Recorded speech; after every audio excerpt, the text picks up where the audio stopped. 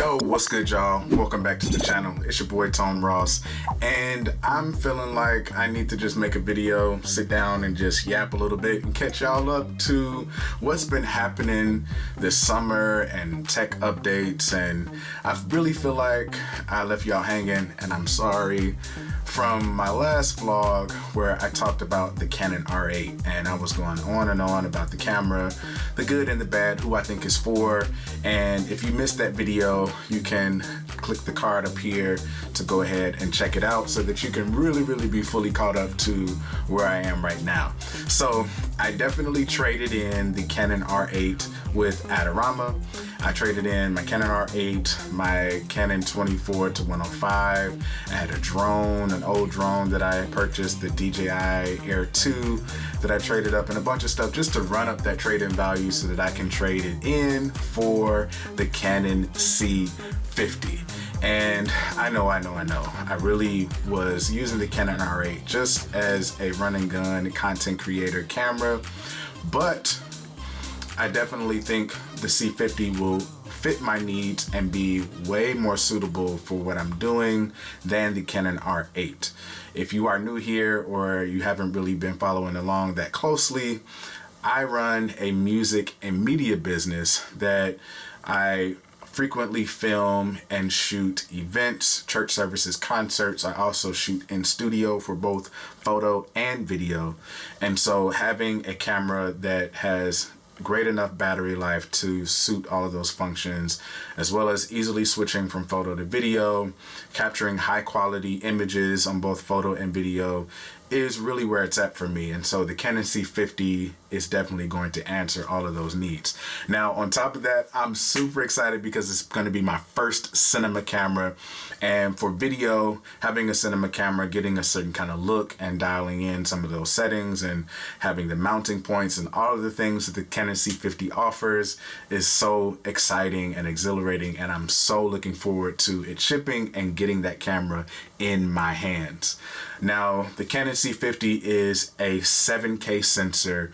It's a 32 megapixel sensor for photography. I think it shoots up to 30 frames per second, which is going to give you great capabilities if you're shooting things that are moving fast, like I do with church, dancers. If you're doing sports photography, if you're doing wildlife, it's going to be great for that, with a super fast mechanical shutter that has a high speed readout, as well as shooting 7K video. It also has open gate as well, which means you can shoot horizontally and vertically at the same time. You get a little bit more of a taller range with that camera sensor to pull some of those vertical clips out of a horizontal clip. And I think the C50 is going to be really great. It also has that Sony FX3 type body that's super square and very much more simplified than the normal Canon DSLR or mirrorless cameras.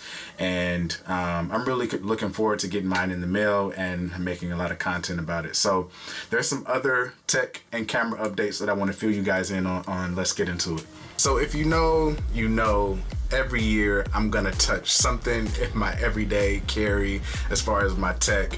And this year I pretty much touched everything. And I definitely upgraded from my 15 Pro Max to the 17 Pro Max, and I got it obviously in this orange color, and I'm really enjoying it. The orange color has come up as controversial. Man, I can't rock that every day. I can't see myself with an orange face. All of the stuff, right?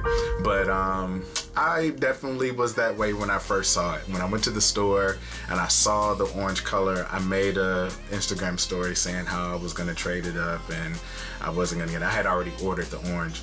But then when the orange came in the mail and I saw it in my studio environment up against my black desk and with my studio lighting and everything, I was like, man, this color is really dope. And so I've never had a fun color in the 17 Pro Max. Some people say they've been asking for a fun color for years. Others are like, I didn't ask for this, give me a black 17 Pro Max. but I decided to just rock out the orange. And so the case that I'm rocking on there primarily is a Toros case, and this case is looking like it should have been collabed with Toros and Nike because of the little air icon on there. And this case is really great for protection.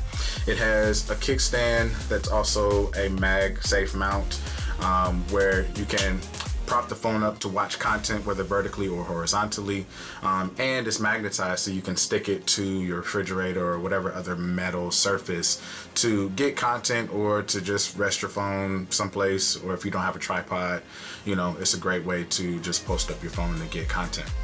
And the other case that I got is by Magback, and let me take the case off so I can show it to you. This case by Magback is definitely similar to the other one that I have, in that it magnetizes to whatever surface it is that you want to, you know, put it on that's metal. However, this one does not have a kickstand and is completely clear, so you're going to see way more of that orange colorway and everything through this see-through case. I like the material. It's a little bit different from the Toros case, and it definitely is sporting some of the similar protection as far as the corners being protected, and you know, allowing you just to see the orange. One of the things I like about this case is that it kind of tones the orange down a little bit. Although it is still translucent, it's not going to be as bright as before if you're, you know, wearing something a little bit more dark, or you want to be a little bit unassuming with your orange iPhone 17 Pro Max. Now, the other products that I upgraded this year were the AirPods Pro 3 and the Apple Watch Ultra 3 as well. The AirPods Pro 3 I have made a ton of content about on social, so if you have not followed me on social, I definitely want to encourage you to go and watch those videos. But the AirPods Pro 3 are doubling not only as just headphones with amazing updated noise canceling and some other features. One of the features that I really love about it is that it is a wireless microphone for your iPhone 17 Pro Max. And so using these two in tandem, if you're a content creator that uses your iPhone as your primary camera, this can be a game changer for creating content and being far away from your phone and still be able to capture quality audio. And it rivals some of the audio from other wireless microphones like the DJI Mic Mini, and I've tried it also up against the DJI Mic 2. And so with a little EQ and, you know, some tweaking, this microphone can be really, really capable, again, if you are a content creator that creates with your iPhone. And last but not least, the Apple Watch Ultra 3 is not as much as a seismic upgrade from the Apple Watch Ultra 2 from last year. However, it is a slimmer profile, it has longer battery life, and it is black. You know, it's just one of those things, man. I wanted a black watch because I wear black all the time when I'm, you know, out working, and it just would blend in a little bit more. So it's black and I like it. So some of you may be wondering, since I've upgraded from the Canon R8 and I'm waiting on the Canon C50, what cameras am I using now? And so let's answer that. Let's talk about that real quick. The first one is the Canon R5. This is my first mirrorless camera that I've ever owned. I upgraded from the Canon 80D right to the Canon R5 and never looked back.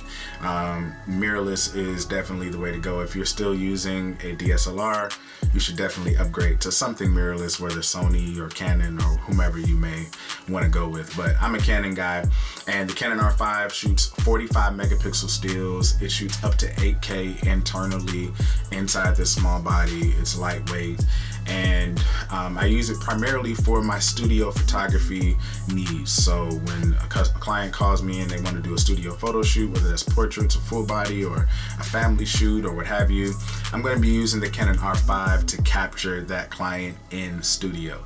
I also use it as a B cam for my video productions, and it is very, very strong in that area as well. Autofocus is great, and the battery life is really good as well. I have no complaints about the Canon R5. Now, my second mirrorless body is the Canon R3. This is literally one of my favorite cameras. I use it as an A-cam for my professional video shoots, whether those are interviews, whether those are commercials, reels. If I'm shooting an event for video, I'm using the Canon R3 because it is a beast in low light. And I feel like not too many people talk about that, talk about this camera online. And the 24 megapixel sensor definitely yields for a really, really clean image. And I'm using, for both of these cameras when I'm shooting video, C-Log 3 and Cinema Gamut. And it's just really, really dope. I put some footage up right now that I've shot with both of these cameras and video projects that I've done. The Canon R3 is really, really amazing in low light for photo and video. It's tack sharp. It's coming down sampled 4K from a 6K sensor. I believe it shoots 6K internally, and the image is just bright, it's crispy, it's clean. And I literally have no issues. This camera has never overheated on me, and I enjoy this chunkier style pro body. Kind of reminds me of the Canon C80 or the Canon C70 as far as the body style is concerned. It's definitely something to hold on to. Adds a little bit more weight so that you have less camera shake and just kind of awkward movements with the camera because it has some weight to it. It's one of my favorites and definitely my A camera for anything video. And if I'm doing an event and I have to do one camera, I'm taking the Canon R3 every time. And last but not least is the Osmo Pocket 3 by DJI.